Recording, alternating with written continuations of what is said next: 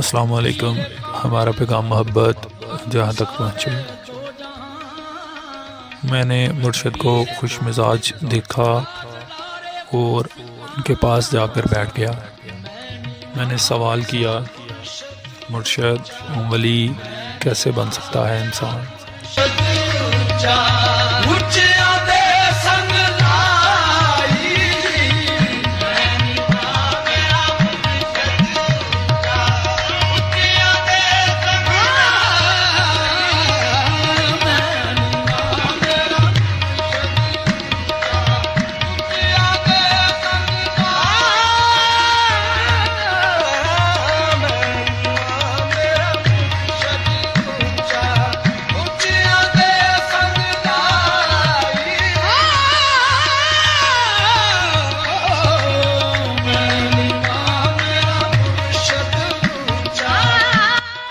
मुर्शद ने फरमाया, वली होने की सोचते हो, पहले इंसान तो बन जाओ।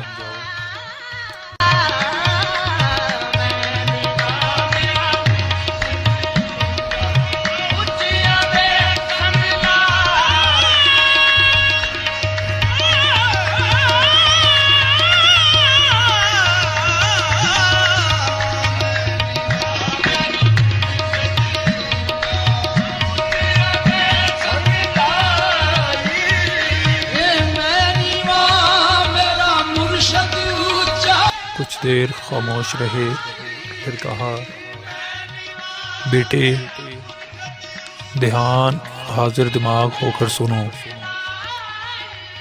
एक शख्स ने जिन काबू किया, जिन हाजिर हुआ। जिन ने कहा, मेरे आका, मैं आपका हर काम हर कीमत पर करने को तैयार हूँ, बिना किसी परेशानी के, लेकिन मेरी एक छोटी सी शर्त है। शख्स खुशी से झूमता हुआ बोला, हाँ हाँ बताओ क्या शर्त है, मुझे ज़रूर मंजूर होगी। जिनने कहा, आका, शर्त ये है कि मुझे तुम हर वक्त कोई ना कोई काम करने को दोगे, मैं फारिग नहीं बैठ सकता, और अगर तुम्हारे पास कोई काम देने के लिए ना हुआ तो मैं तुम्हें मार डालूँगा।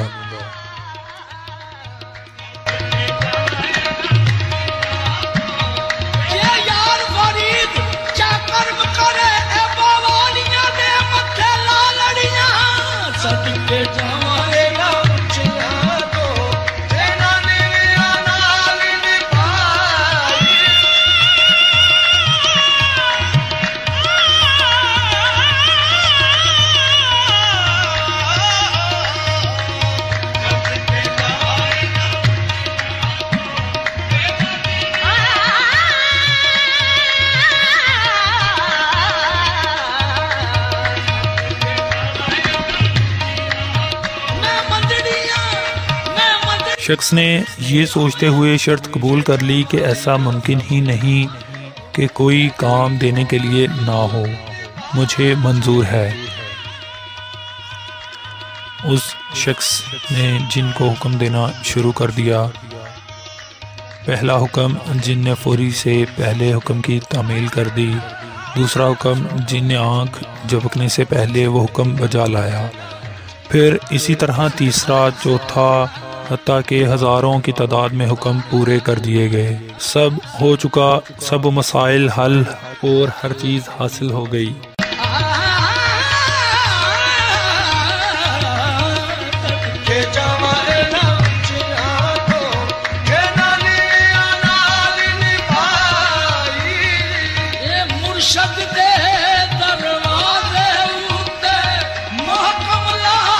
उसके बाद जिन हाजिर हुआ और बोला, मेरे आका, अगले हुक्म का तलबगार हूँ, जल्दी से फरमाइए। शख्स ने बहुत सोचा, लेकिन कोई ऐसा काम दिमाग में ना आया जो जिन से करवाया जा सके। जिन इंतज़ार करने के बाद उस आदमी को मारने के लिए आगे खड़ा। आदमी ने अपने हाथ जोड़े और जिनसे कहा, मुझे बस एक दिन की मोहलत दे दो, उसके बाद जो दिल में आया करना।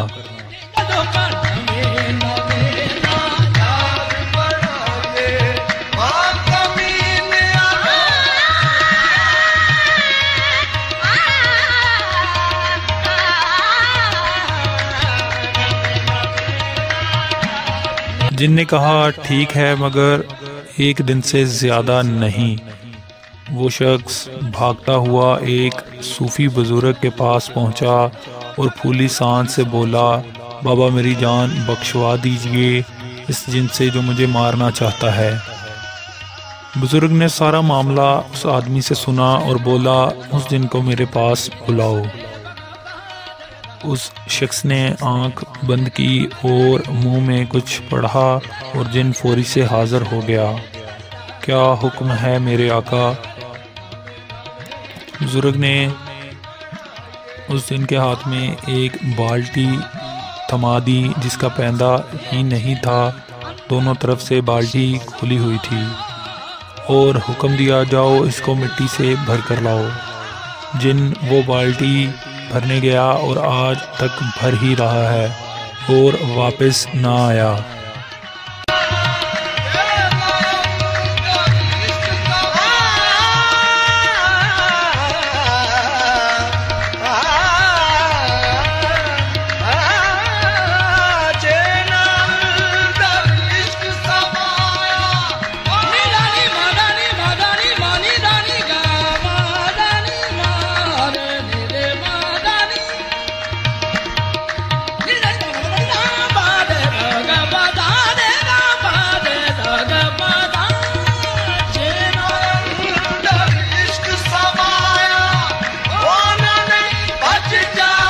और कहा मुर्शिद ने, मेरे बेटे सुनो, वो बाल्टी दरअसल तुम इंसानों की अना है जो कभी भी भर नहीं सकती और खाली की खाली ही रहती है। इसको भरने की कोशिश जितनी मर्जी करो वो नहीं भरेगी और भला भर भी कैसे सकती है। दौलत, घर, गाड़ी, यहाँ तक कि पूरी कायनात भी इसमें डाल दो, अना तब भी और की ख्वाहिश करती रहेगी और तुम उसको भरते भरते इस दुनिया से चले जाओगे।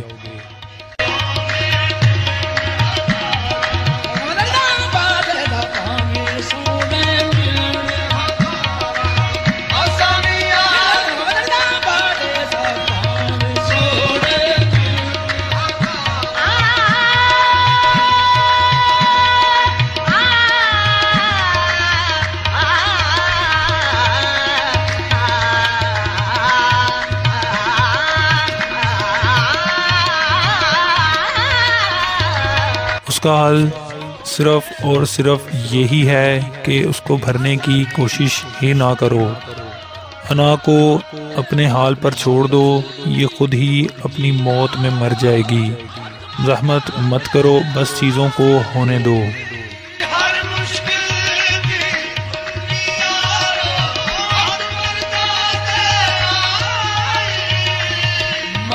तुम उस वक्त बिल्कुल इस जिन की तरह कर रहे हो, अना की तस्कीन के लिए दरबदर ख्वार हो रहे हो, मादी चीज़ों के पीछे भाग रहे हो। वो खुशी जो अना चूस रही, इसकी कमी कभी पूरी नहीं होगी। तुम अपने कल के लिए अपना आज बर्बाद कर रहे हो।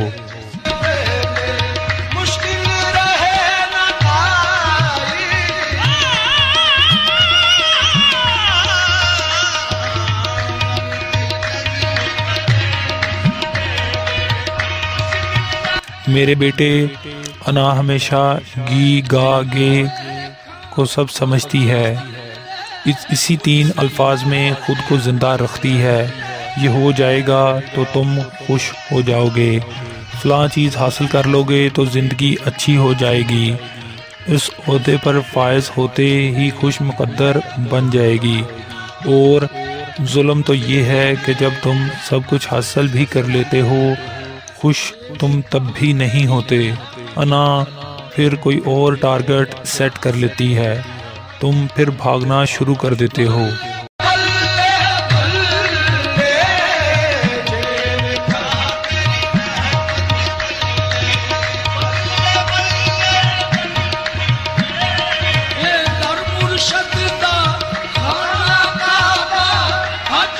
इसकी सबसे बड़ी वजह यही है कि हकीकी खुशी मादी चीज़ों से हासिल हो ही नहीं सकती।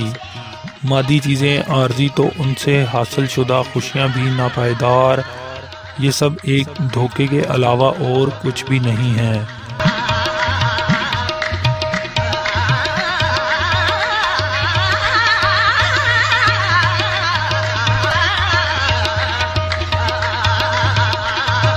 उसके बाद फिर मुर्शद आंखें बंद करके जिक्र में मसरूफ़ हो गए और मैं हमेशा की तरह लाजवाब वहीं बैठा सोचता रहा।